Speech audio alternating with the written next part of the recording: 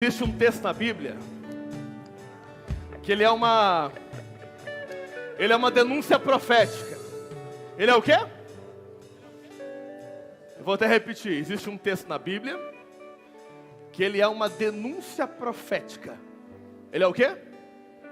Denúncia profética. Porque o texto diz assim: e o Espírito e a noiva dizem, vem. Então quem vai clamar por ele? O Espírito e a noiva. Você entendeu isso? O Espírito e a noiva dizem, vem. Então vem Jesus. Vem Jesus. Vem Jesus. Vem Jesus. Vem Jesus. Manifesta o teu reino. Manifesta a tua vontade. Manifesta a tua verdade. Vem Jesus. Ora baçou.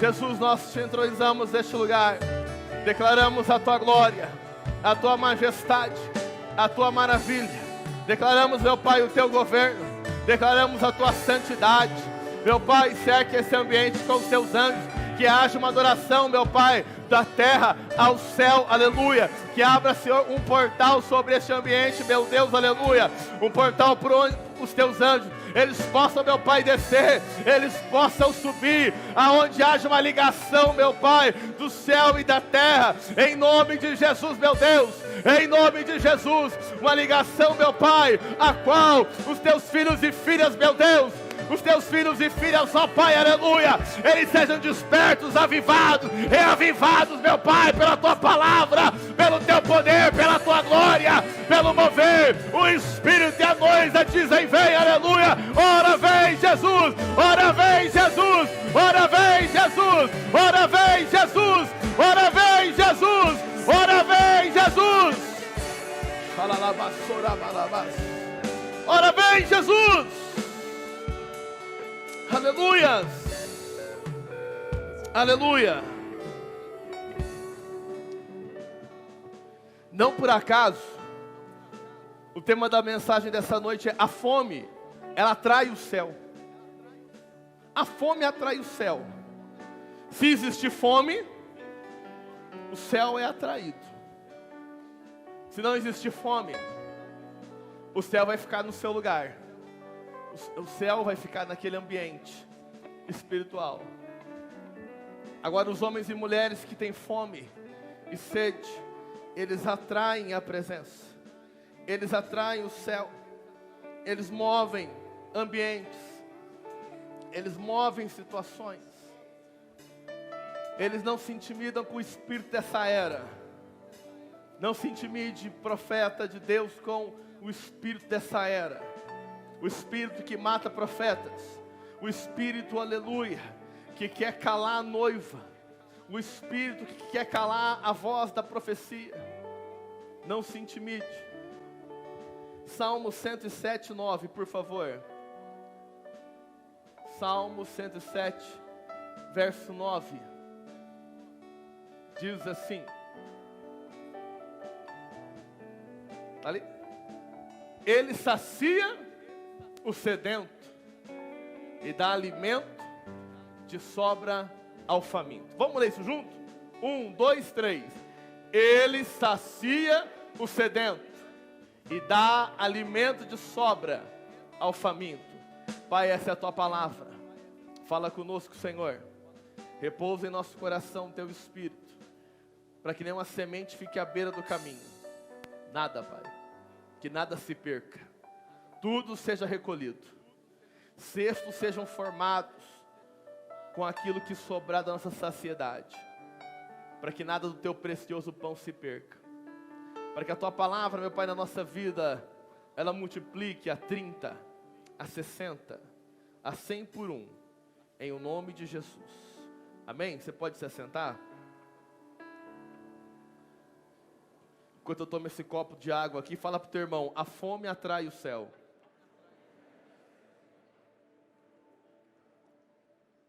Você crê nisso? A fome atrai o céu. Homens e mulheres ao longo da história com fome e sede de Deus, moveram situações, transformaram realidades. Impactaram um lugar aos quais eles habitavam. Tudo porque eles tinham uma grande fome. Uma grande fome. Quem aqui é pai e mãe, já foi pai de adolescente? Talvez seu filho ainda não se tornou um adolescente, a sua filha. Sobretudo se for um adolescente menino, né? O pastor Vandes tem o Samuelzinho. Cadê o Samuel? Tá aí? Tá lá em cima? Samuel deve comer demais, não come, pastor? Ei, Samuel, hein? Porque é um adolescente. Menino. E o Ibsen? Come muito, Marquinhos? Come muito. Não come em prato na cidade, a gente come em bacia. Tá bem? Tá bem, Marcos? Marcos Primo. Paulo também come em bacia. A fome ela faz parte do crescimento, do desenvolvimento. A fome é um alerta do seu organismo, te dizendo, você precisa suprir necessidades para que você continue crescendo, para que você continue ativo, para que você continue cumprindo os seus propósitos diários, as suas atividades. A fome é um alerta natural do nosso organismo para isso. E no reino de Deus não é diferente. Não é diferente. Eu tenho andado, não há muitos anos, há poucos anos, não tem 10 anos isso ainda, mas eu tenho andado em busca de mais entendimento, de mais sobre a presença, por fome de Deus. Há uma fome no meu coração. E eu gosto de ter gente perto de mim, gente que tem fome. Quem tem fome de Deus aí? Eu gosto de pessoas perto de mim que têm fome, têm sede, têm desejo pela presença, têm desejo pelas sagradas escrituras. Jesus diz em Mateus 22 que muitos erram porque não conhecem as escrituras e também não conhecem o poder de Deus. E a igreja, de certa forma, ela fez uma polarização. E você tem um grande grupo que dá total valor às escrituras, e as escrituras são dignas de total valor. Nós chamamos esse grupo de reformados, chamamos eles de tradicionais. Há vários rótulos. E esses rótulos são perigosos, irmãos, porque um povo que se rotula e se divide não vai ser um povo forte. Por outro lado, há uma outra parte desse grupo que acabou não dando tanta ênfase às escrituras e se pautou mais pela experiência, se pautou mais pela busca dos dons. E a Bíblia fala para nós buscarmos os melhores dons. A Bíblia fala isso. Os dons são para o nosso dia, os dons são para agora. Dons são ferramentas. Dons são ferramentas. E eu não sei se você já teve a oportunidade, por exemplo, de ver um montador de móveis na sua casa. Ele rasga aquela caixa de papelão, com as ferramentas certinhas, ele levanta um guarda-roupa em 1 hora. Quem aqui já se aventurou em montar e desmontar um guarda-roupa? Talvez no final teve que recorrer a uns preguinhos, sobrou uns parafusinhos. E foi muito mais sacrificante, porque não tínhamos as ferramentas corretas. E aí esse outro grupo aqui que se pautou na experiência, nós chamamos eles de pentecostais, também demos vários rótulos para eles. Só que há 2000 anos atrás, antes da igreja estar estabelecida, Jesus já tinha dito para nós, e seria um erro, nós não conhecemos com profundidade as duas coisas, as escrituras e o poder de Deus. Hoje na escola dominical, o Zé Paulo até usou o termo equilíbrio. E de fato é uma busca por equilíbrio. De fato é uma busca por saber se mover espiritualmente, fundamentado na palavra. Que todo mover espiritual, que ele não encontra um fundamento na palavra, ele não está fundamentado em Cristo. Porque Cristo é o espírito da profecia. Ele é o verbo. Ele é a própria escritura para nós. Então essas coisas precisam estar em equilíbrio. precisam andar juntas. E hoje, nesse encerramento do jejum, nossos 21 dias, talvez há pessoas com fome aqui, não há? Tem alguém com fome aqui?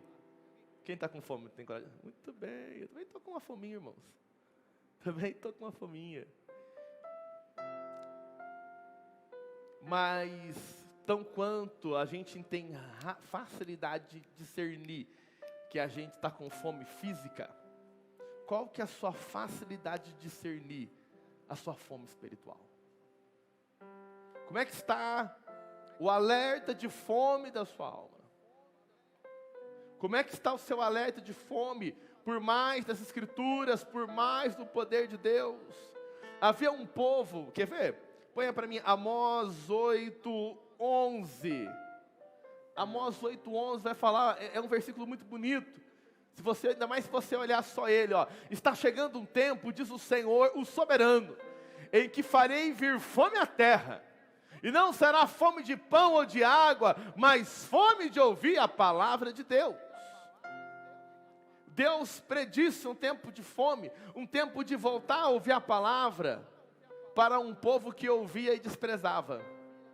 Para um povo que ouvia e não valorizava. Para um povo que tinha as Escrituras, mas a desprezavam. Esse versículo aqui não é um versículo evangelístico, é um versículo para dentro daquela igreja do Antigo Testamento, para Israel, porque Israel estava desprezando, Israel não estava mais seguindo ao Senhor com todo o seu coração, com toda a sua alma, com todo o seu entendimento e com todas as suas forças. E o que acontece? Deus permite que aquele povo seja levado cativo até a Babilônia, porque lá na Babilônia, cativo, escravo, em dificuldade, aquele povo voltaria a ter fome, aquele povo voltaria a ter sede, e não era fome e sede de alimento físico, mas era novamente fome e sede de Deus, da presença de Deus. Hoje eu estava, como eu faço todo domingo, à tarde, preparando a minha mensagem, e eu estava ouvindo, entre várias coisas que eu ouvi, estava ouvindo um culto, lá na Bethel, lá na Califórnia. Era o culto domingo de manhã, então eu tinha acabado de concluir, e eu estava ouvindo o período do louvor, e irmãos, aquela presença lá da Califórnia, eu senti ela ali no meu escritóriozinho, sabe? Aquela doce presença, aquela vontade de eu quero mais, Senhor, eu quero isso, eu quero, eu tenho fome, eu tenho sede, eu tenho esse desejo por Deus, eu queria poder ter ficado mais tempo naquele culto, mas tinha o nosso culto aqui. Isso é fome, isso é sede. E nós precisamos, irmãos, observar o nosso nível de fome e sede espiritual, para que a gente possa alimentar nossa alma. Porque a gente pode ter acostumado a nossa vida espiritual tão ruim, criando como se fossem maus hábitos alimentares, que não há mais fome, que não há mais sede. E se não houver fome, não houver sede, não vai haver vida. Se não houver fome, se não houver sede, não haverá vida espiritual. Não haverá a saciedade espiritual. E cabe, irmãos, a cada um de nós observarmos, olhar para dentro da nossa vida e perceber, nos examinar, que nível está a minha fome? Que nível está a minha sede? O quanto eu estou apaixonado por Jesus? O quanto eu estou desesperado por mais de Jesus? O quanto eu quero mais da presença dEle? O quanto eu quero, o quanto eu desejo? Quando você está no momento de oração, o quanto você se entrega para Ele ali naquele momento? Quando você está abrindo as Escrituras, o quanto que você permite que as Escrituras entrem na sua vida verdadeiramente? O quanto nós permitimos isso. Quando nós estamos ouvindo um louvor, o quanto você permite que aquele louvor, verdadeiramente, ele fale ao seu coração. Isso você vai alimentando, ensinando o seu coração, a sua alma, melhor dizendo, a ter fome, a ter sede da presença. Eu não vou pedir para ninguém levantar a mão agora, mas nós já estamos em março. Quantos pegaram um livro para ler esse ano já, que vai te ensinar a ter mais fome, mais sede de Deus? Talvez você já leu um livro do seu trabalho, um livro profissional, um livro para você ficar rico, mas e um livro para alimentar a sua alma? Isso reflete a fome, reflete a sede, reflete a busca. Irmãos, eu sou tão desesperado pelo conhecimento de Deus, tão desesperado por isso.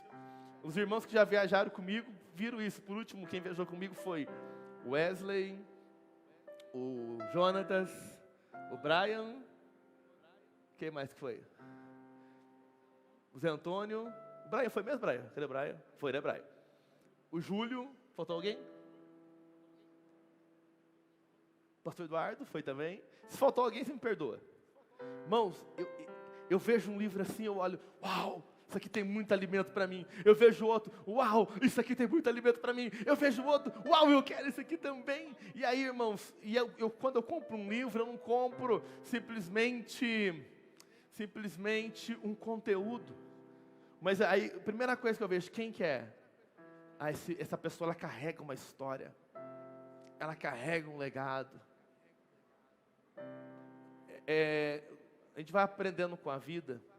Todas as vezes que você está com alguém que pode te ensinar alguma coisa, não fica falando ladainha, não.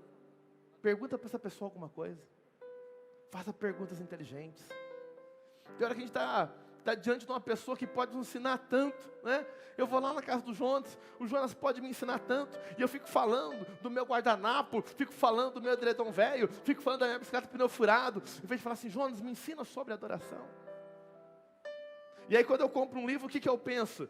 Qual é o legado que essa pessoa carrega? E eu devo ter uma fila de livros de uns 30 já. De uns 30 livros. E assim, eu vou lendo eles por tema, vou lendo eles, por exemplo, agora no jejum eu li alguns deles. Só que isso é fome. Ah, pastor, eu não gosto de ler. Irmãos, hoje o mundo é muito prático, você pode ouvir um conteúdo. Você pode usar o seu YouTube para ouvir alguma coisa.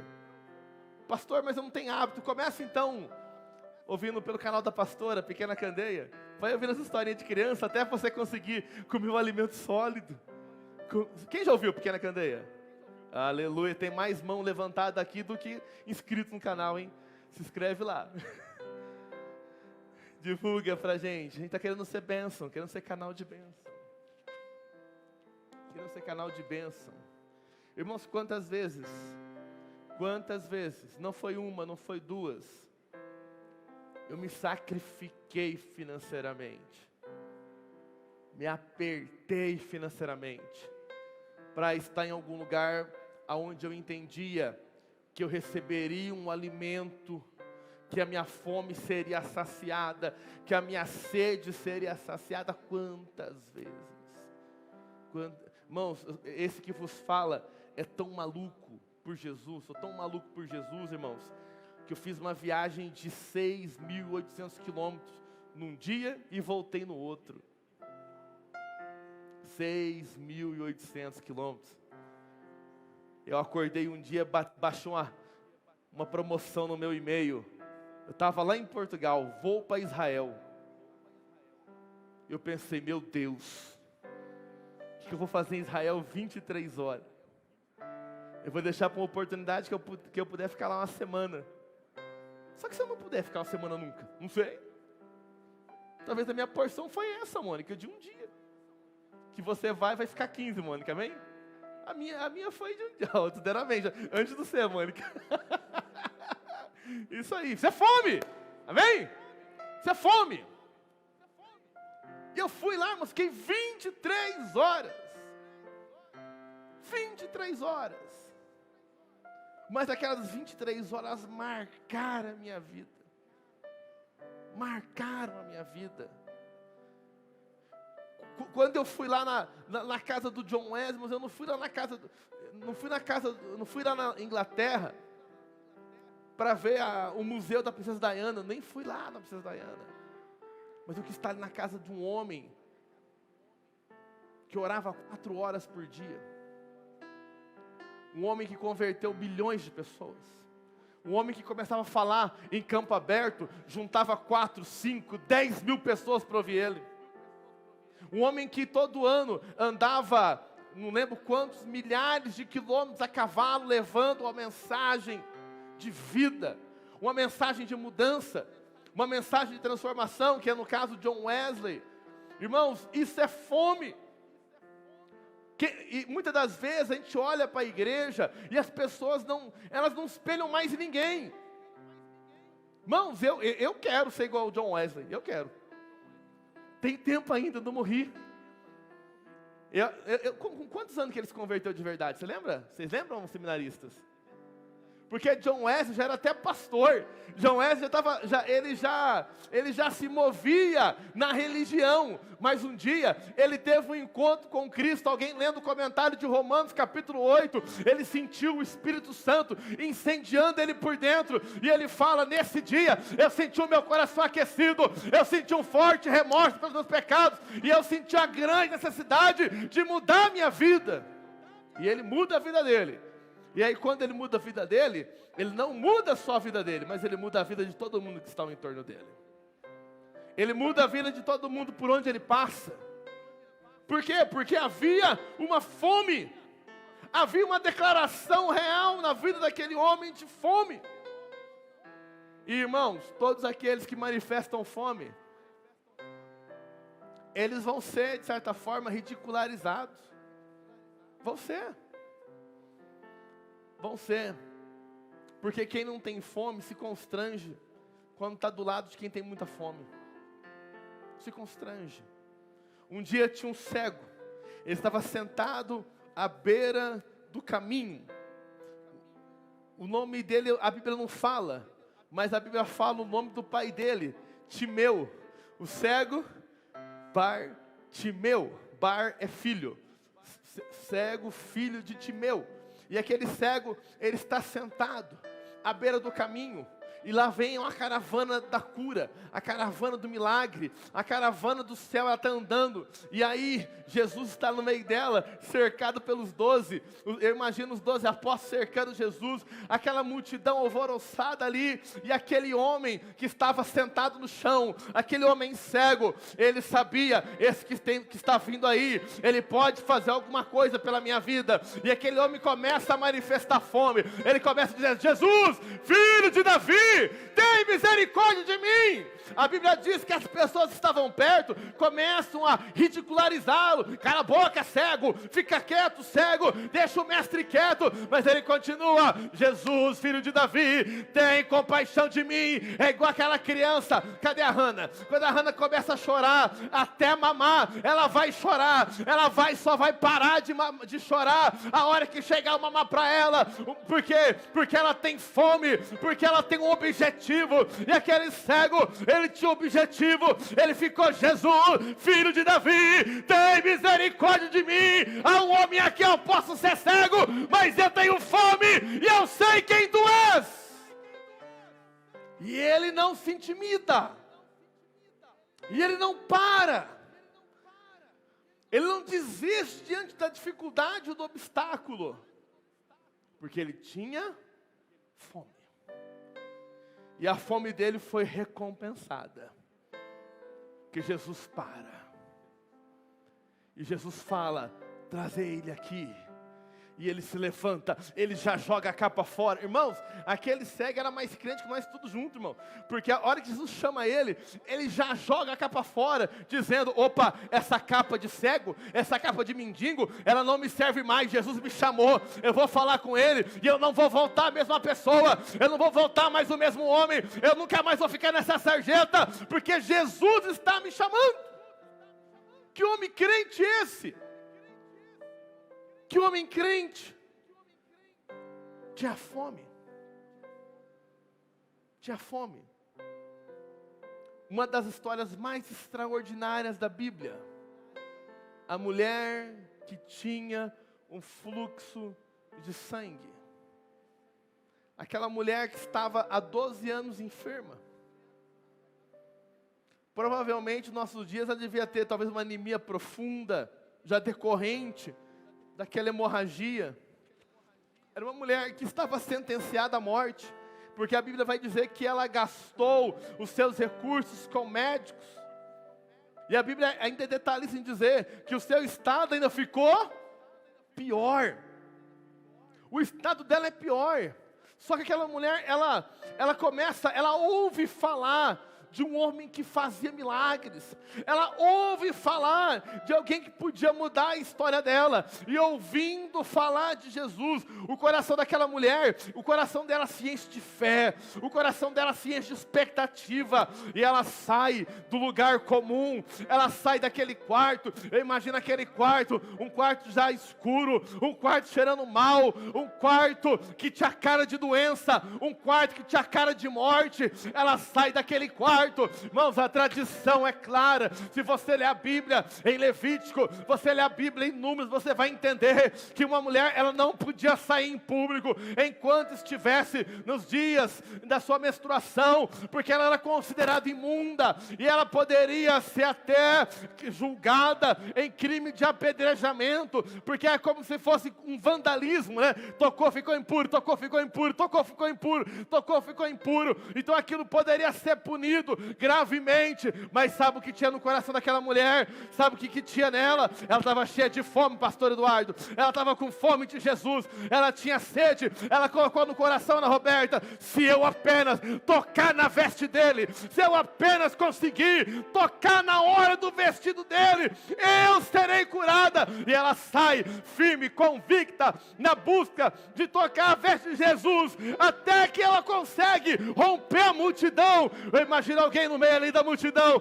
a hora que olhou, viu quem que era, fez assim, quem desviou, porque eita, se ela relar em mim, eu vou ficar impuro. Outros não facilitavam a vida não, porque se tem gente que atrapalha chegar em Jesus, é até os crentes. Tem crente que em vez de ajudar, eles atrapalham chegar em Jesus, e ela vai se esquivando, até que ela toca, e quando ela toca nele, ele faz: para, alguém me tocou. Alguém me tocou. Deve ser Pedro, o fanfarrão. Mestre, tem uma multidão aqui te apertando, Senhor. Como é que o Senhor pergunta quem te tocou? E aí Jesus fala, na versão pastor Everton de Barroso: mas alguém me tocou com fome. Um monte de gente aqui me tocou de barriga cheia. Um monte de gente me tocou aqui só porque queria uma selfie. Um monte de gente me tocou aqui só porque queria alguma coisa pequena. Mas alguém me tocou com uma fome avassaladora. Alguém me tocou com uma fome poderosa. Alguém me tocou, aleluia. E eu senti sair de mim alimento. Eu senti sair de mim vida. Eu senti sair de mim virtude. Eu senti sair de mim o poder. Ei, alguém me tocou com fome aqui. Quem?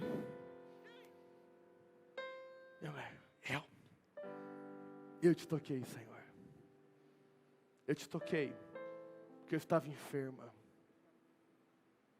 12 anos, ela conta a história que nós conhecemos. E ela diz: e assim que eu toquei na sua veste, na ponta da sua veste, imediatamente a hemorragia cessou. Fome. A fome e a sede, ela abre o céu. Amém? A fome e a sede, ela abre o sobrenatural. A fome e a sede, irmãos, ela abre uma rota de intimidade diferente com Ele.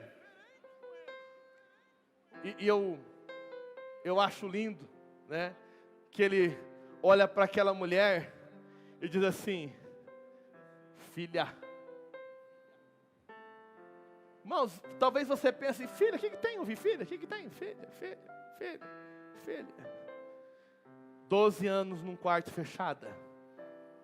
12 anos sem contatos próximos.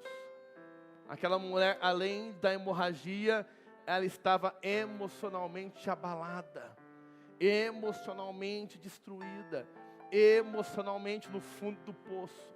Quando Jesus chama ela de filha, Ele está fazendo o que? Restaurando dentro do coração dela. Ei, eu sou seu pai. Ei. Se você tiver a oportunidade de assistir The Chosen, quem já assistiu The Chosen aqui? Né? The Chosen é uma série que vai mostrar os evangelhos. Quando chega nesse episódio, e aí Jesus fala para ela, filha, na série ela fala bem assim, não, ninguém me chama há muito tempo por esse nome. Aí Jesus fala, levanta a cabeça, olha para mim. E fala para ela, você acha que foi essa veste aqui que fez você ser curada? Você acha que foi esse pedaço de pano que curou você? Aleluia! Você é filha, e a tua fé, a tua iniciativa, a tua fome, foi ela que te curou! Não foi um pedaço de pano, foi a fome, foi a expectativa nele, foi a sede por Ele. Irmãos, olha comigo Lucas 5.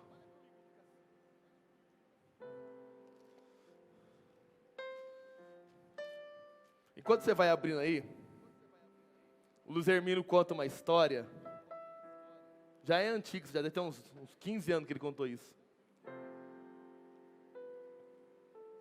Ele fala que ele estava tipo na sacada da casa dele, e era de frente de um bar. E aí disse que Deus falou assim para ele, filho, para aqui e olha aquele senhorzinho ali. Aí o senhorzinho chegou no bar, Jonas, com a camisa toda arrumadinha, empurrando a bicicleta dele, né? Todo arrumadinho. Sabe aquele típico senhorzinho que vai no bar domingo? Sai arrumadinho de casa, passou o gel trim no cabelo, né? E aí ele encostou a bicicleta no bar. E aí o Luiz Hermínio ficou lá chapando, num bom sentido, num sentido espiritual. E aí, Deus falou para ele assim, ó, só olha, faz nada, só olha. E aí aquele senhor, ele começa a fazer o que uma pessoa faz num bar, ele começa a beber, e bebe uma, e bebe outra, e pede outra, e pede outra. Eu sei que aí o Luiz Hermínio conta, talvez um tempinho depois, aquele senhorzinho que chegou ali, todo no protocolo, com a bicicletinha, ele já estava com a camisa fora da calça, já estava com o cabelo espatifado, já estava rindo, já estava rindo alto, né? Aí Deus falou com ele bem assim, a minha igreja, ela está muito moderadinha, e ela não tem desfrutado da alegria que eu posso dar para ela. Ela não tem desfrutado. Ela tem ficado tão no protocolozinho dela ali. 2 louvor, a oferta, meia hora de mensagem e vamos embora. Ela está tão preocupada em acabar o culto com 1 hora, que ela não tem deixado Deus agir de forma poderosa.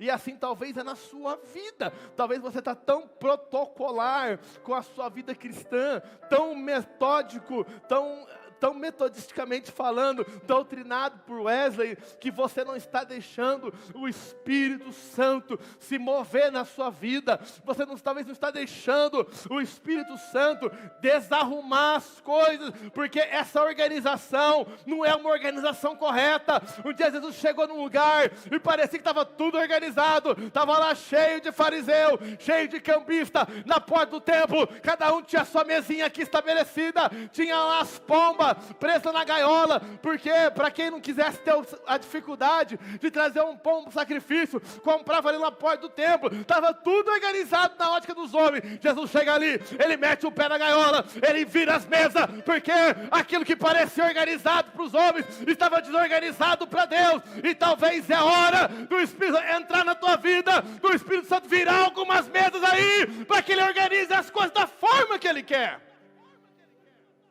Fala para o teu irmão, nem tudo que está organizado aos teus olhos está organizado aos olhos de Deus.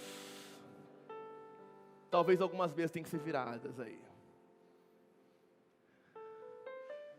Talvez algumas vezes tenham que ser mexidas.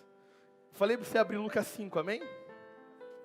Lucas 5, versículo 17, diz assim: ora, aconteceu que num daqueles dias, estava ele ensinando, e achava-se ali assentados fariseus e mestres da lei, vindos de todas as aldeias de Galiléia, da Judéia e de Jerusalém. Olha que organizado, irmãos, olha que bonito isso. Ó, estavam ali assentados, tudo bonitinho. Estava todo mundo bonitinho ali assentado, os fariseus, os mestres da lei, gente de vários lugares.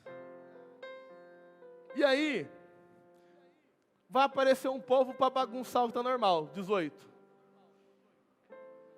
Vieram então os homens, trazendo em um leito um paralítico, e procuravam introduzi-lo e pô-lo diante de Jesus. Mas, diz o quê? E não achando por onde introduzi-lo, por causa da multidão. Então, perceba, estava tudo organizado, estava tudo bonitinho, estava tudo formalizado, estava tudo protocolar, mas não tinha milagre, não tinha o agir sobrenatural. Na ótica dos homens estava tudo ok, só que aí aparece o quê? Parece 4 cidadãos ali. Vou te dizer uma coisa, você tem que ter uns amigos desse aí, que não seja 4, que seja pelo menos um amigo desse. Irmãos, porque a hora que esses amigos estão trazendo um paralítico, e trazendo aquele paralítico, qual que é o entendimento deles? Uai, não tem como passar aqui não. Como é que eu passo aqui? Olha essa galera aqui na frente, todo mundo sentadinho, arrumadinho. Não tem como a gente contornar isso aqui. E aí talvez, se é eu e você, todo cheio de protocolo, o que a gente faria? Ah, vamos no outro culto. No outro culto a gente vem aqui. Não. O que aqueles homens fazem? Eles sobem o telhado, irmãos. Eles sobem em cima da casa. E eu já não ia subir, que eu tenho medo de altura. Eles sobem. Subiu em cima da casa. Irmãos, subir em cima de uma casa já é algo estranho. Imagina subir em cima de uma casa de quem você não conhece. O que você faria? O que você faria, Fred? Olhasse para sua casa e visse 4 homens lá em cima. Você jogava uma pedra naquele povo lá. Sai daí! Se não era difícil subir num telhado, eles subiram com um paralítico. Subiram com um paralítico ali em cima. Mas sabe por quê, irmãos? Aqueles homens tinham fome. Aqueles homens tinham convicção. Aqueles homens sabiam que valeria a pena aquela loucura. Valeria a pena aquela exposição. Certamente alguém falou: ei, desce daí, vocês vão quebrar o pé. Desce daí, vocês vão se matar. Mas eles estavam convencidos que valia a pena prosseguir naquela missão, valia a pena prosseguir com aquilo, porque quando eles estivessem diante daquele que tem os olhos como chama de fogo, que tem os pés como latão reluzente, que o seu cabelo é branco como a lã, quando eles estiverem diante dele, algo vai acontecer. Algo vai acontecer. E eles sobem. E eles arrancam as telhas. E aí Jesus aí eu imagino o meu Jesus ouvindo o ruído lá de cima. E ele pensando: ah, ainda tem uns fiel aqui. Ainda tem uns crentes bons. Ainda tem um povo que me ama. Ainda tem um povo que tem fome. Ainda tem um povo que tem sede. E eles vão abrindo um telhado. E aí vão descendo de corda, não sei como. Coloca um paralítico diante de Jesus. Jesus olha aqui e fala: uau. Fala: filho, a tua fé te salvou. E ali tem um ensinamento para eles e para nós. Porque parece que nós achamos pouco a salvação. Quando Jesus disse assim: a tua fé te salvou, o paralítico: amém. Os 4 amigos suados, amém, então, né, Jesus, amém. A sorte deles foi os crentes ruins. Que aí os crentes ruins já falam, quem é você para perdoar pecado? Fala pro teu irmão, tem hora que o crente ruim te ajuda. É por isso que Deus fala assim, Cristo fala, né? Deixa o joio crescer junto com o trigo. Lá no último dia a gente arranca isso, deixa eles crescer junto. Que aí o crente ruim fala, quem é você para perdoar pecado? Jesus olha para eles assim, rapaz, então para vocês saberem, o que é mais difícil? Dizer, perdoados são os teus pecados, ou para o paralítico, levanta e anda. Silêncio no auditório. Mas vamos aqui fazer uma avaliação. O que é mais difícil de falar? Perdoados são os seus pecados ou levanta e anda? Quem acha que é perdoados são os seus pecados? Levanta a mão.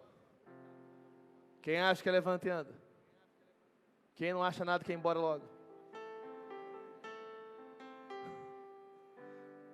Você vê, Bruno? Umas 10 mãos levantou, Bruno. Deixa eu adiantar a mensagem, deixa eu ir lá para cima logo. E aí, irmãos, é claro que é mais fácil dizer, perdoados são os seus pecados. Porque não há comprovação visual nem física. Aí agora Jesus vai usar a autoridade dele. Então, para que vocês entendam que o Filho do Homem tem poder para perdoar pecado, eu te digo, levanta, toma o teu leito e anda. E o paralítico levantou. Aleluia! Sabe por que ele levantou, irmãos? Porque ele e esses 4 malucos aqui, eles estavam cheios de fome. Esses 4 malucos não desistiram. Esses 4 malucos, aleluia, 5 com o paralítico, eles creram até o final. E a fome atrai o milagre. A fome atrai. Olha, eu não sei se você se acha um crente normal. Vou te dizer uma coisa. Quanto mais normal você é, você vai ser salvo. É o indício de pouca fome. Quanto mais normal, menos fome. Agora, os crentes que têm fome, os crentes meio esquisitos, não são? São meio esquisitos. Eles falam umas palavras que a gente não entende, uns idiomas doidos. Eles levantam na madrugada e oram. Deixam de comer porque estão fazendo jejum. Os crentes que são malucos, os crentes que têm fome, eles fazem escolhas antinaturais. Todo mundo quer ir para o carnaval, ele quer ir para o retiro, no meio do mato, cheio de pernilongo, adorar Jesus. Todo mundo quer casar e dar-se em casamento, eles se guardam, eles querem casar virgem, eles querem ter uma só mulher, eles querem guardar o seu leito. O mundo está indo para um lado e eles estão indo para o outro. Por quê? Porque há uma convicção de fome, há uma convicção de sede, e eles entenderam o seguinte, eles ouviram a voz do mestre, e foi o mestre que disse, aleluia, eu sou o pão da vida, quem tem fome, vem até mim, aleluia, quem tem fome, vai encontrar em mim comida, eu sou o pão da vida, eu sou o alimento verdadeiro. Os vossos pais comeram maná do deserto e morreram, mas quem comer do maná que desceu do céu, vai viver para todo sempre. Mas é fome. Eu preciso ter fome. Eu preciso. Um dia Jesus está caminhando numa região distante. E na região distante que ele está, aparece uma mulher de outra etnia. Aquela mulher não era do grupo de Jesus. Está escrito em Marcos capítulo 7, versículo 24. Aquela mulher, ela tinha uma dupla nacionalidade. A Bíblia chama ela de mulher Ciro-Fenícia. E aquela mulher Ciro-Fenícia, ela também está com um grande problema. Ela está com uma grande dificuldade. aquela mulher cirofenícia, ela tem uma filha, e essa filha, ela está atormentada por um espírito imundo. E a Bíblia vai dizer que os discípulos de Jesus tentaram ir ali e operar uma libertação sobre Lucas 5, Marcos 7, versículo de número 25 eu já estou. E aí, aquela mulher chega e fala: Jesus, a minha filha é endemoniada, Jesus, ajuda eu. Ela se prostra aos pés, ela se lança, ela está se humilhando, ela não quer saber o que as pessoas vão achar, não. Ela está se rendendo a Jesus. E Jesus ali está linha dura, irmãos. Tem dia que Jesus é linha dura. Tem dia que Jesus está linha dura, irmãos. E a Bíblia vai dizer que quando Jesus faz esse pedido para ela, no 27, Jesus faz um trocadilho com ela, mas é uma retada. Ele fala assim, ó, deixa primeiro que se farte os filhos, porque não é bom tomar o pão dos filhos e lançá-lo aos cachorrinhos. Basicamente ele disse assim, ó, não é agora, vai ser depois. Nesse primeiro momento estou pregando para os judeus. Vai chegar a época da graça. Vai chegar a época dos gentios. Está chegando, calma, espera um pouquinho. Vai chegar o momento aonde a minha palavra vai salvar os judeus, os gregos e todos os demais que crerem. E aí essa mulher, ela recebe essa palavra, irmãos. Tem gente daqui dessa igreja que fosse receber essa palavra e ia sair bravo, pisando duro. Homem ruim, esse tal de Jesus. Ia embora. Só que essa mulher tinha fome.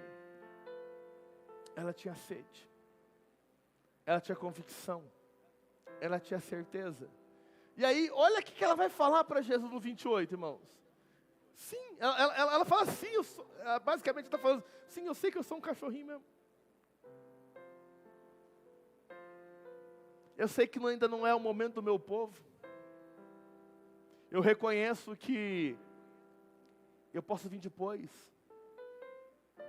Eu reconheço que nesse momento a preferência é deles. Mas, Senhor, até os cachorrinhos comem do que cai da mesa dos filhos. Olha que lição de humildade. Ela pediu, me dá um pouquinho só do que o Senhor tem. Eu sei o que o Senhor tem. Um pouquinho do que o Senhor tem na minha vida vai me resolver minha situação. Um pouquinho do que o Senhor carrega vai matar minha fome. Um pouquinho do que o Senhor carrega, olha, aquilo que sobejou de alguém vai resolver a minha vida. Jesus escuta essa palavra e vai exaltar ela agora. Ela sai de marretada, para exemplo. Por causa dessa palavra, pode ir, o demônio da tua filha já saiu. Já saiu. Voltando lá para casa, achou a menina sobre a cama, pois o demônio havia deixado. Fome. Fome. Disciplina. Insistência. Convicção. Convicção. Lá em Filipenses 3, 7, vai ter um discurso de Paulo. Tem hora que eu vejo assim, é muito comum ouvir as pessoas falando que deixou coisa A, coisa B por Jesus. E aí Paulo vai falar de tudo que ele deixou, né? Ele vai falar assim, olha, mas o que para mim era lucro, ou seja, toda a função, o prestígio que ele tinha, tudo que ele conseguiu até aquele momento, ele fala, o que para mim era lucro, agora eu considerei isso por perda, por causa de Cristo. Vamos ler bastante. 8. Sim, eu considero tudo como perda. Olha que palavra linda, por causa da sublimidade do conhecimento de Cristo Jesus, meu Senhor, por amor do qual perdi todas as coisas e as considero como refúgio para ganhar a Cristo. Vamos mais rapidinho? Travou? Espera aí. Quando acontece isso, é sinal que é para a gente abrir a Bíblia. Vamos abrir a Bíblia junto. Pega todo mundo a Bíblia aí. Filipenses.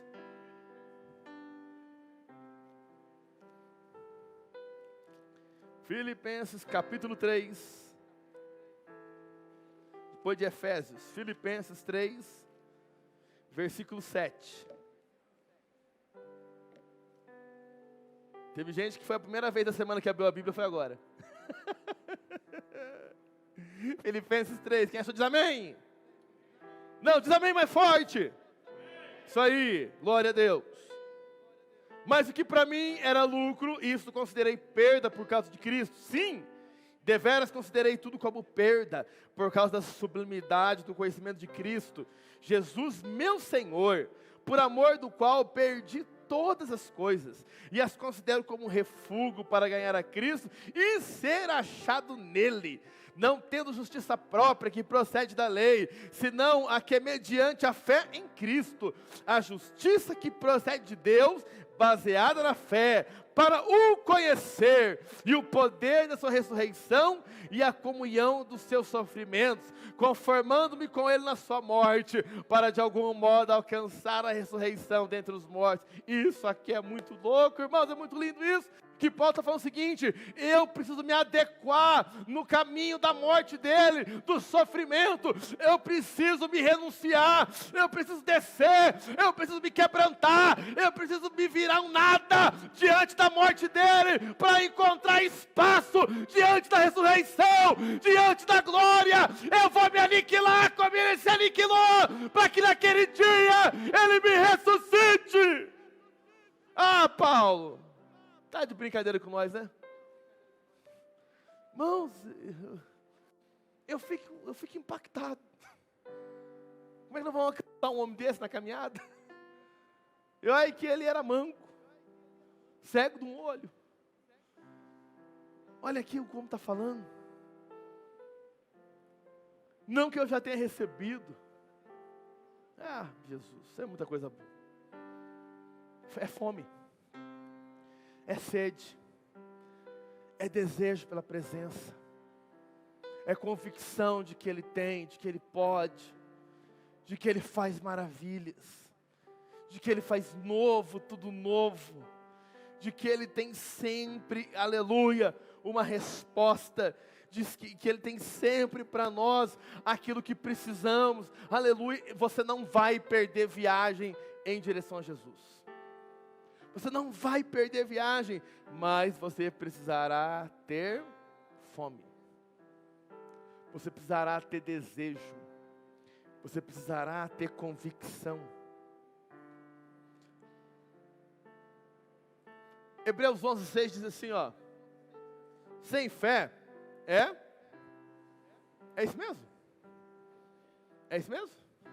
Isso. Sem fé é impossível agradar a Deus. Legal, a gente para aí, irmãos.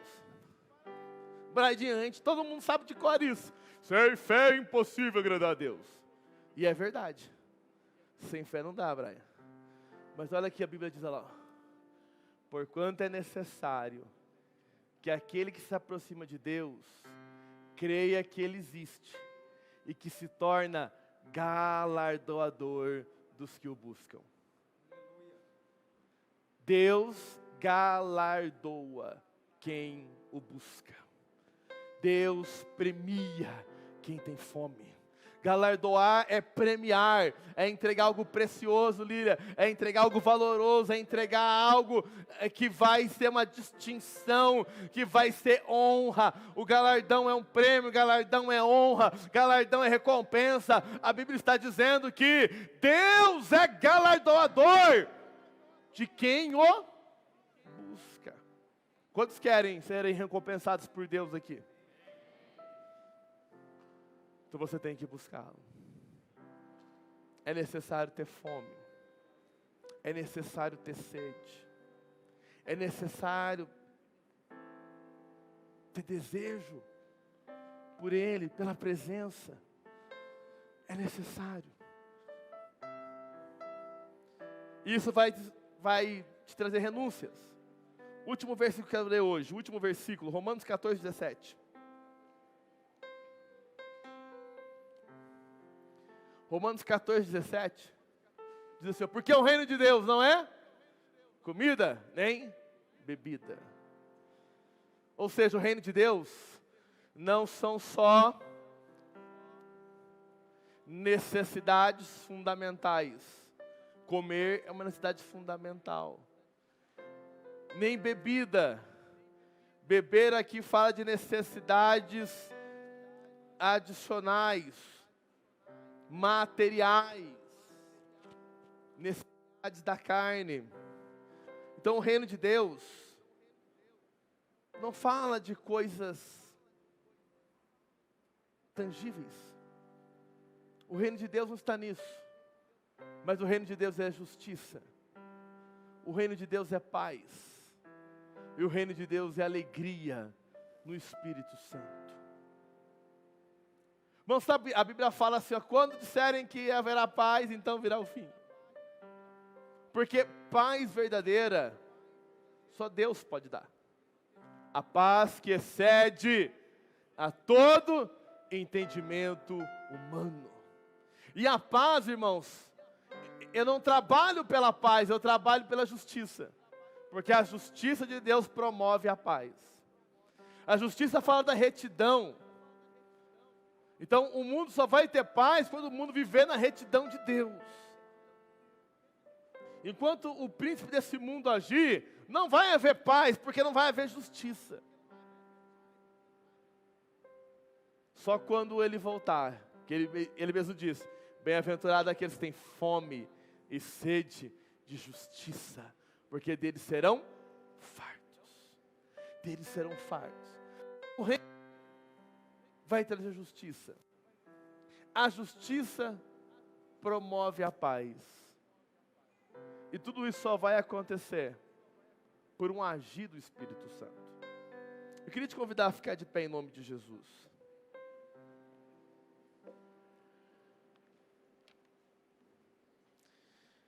Uma coisa interessante, o meu esboço tem 3 páginas, eu fiquei na primeira página dele aqui hoje. E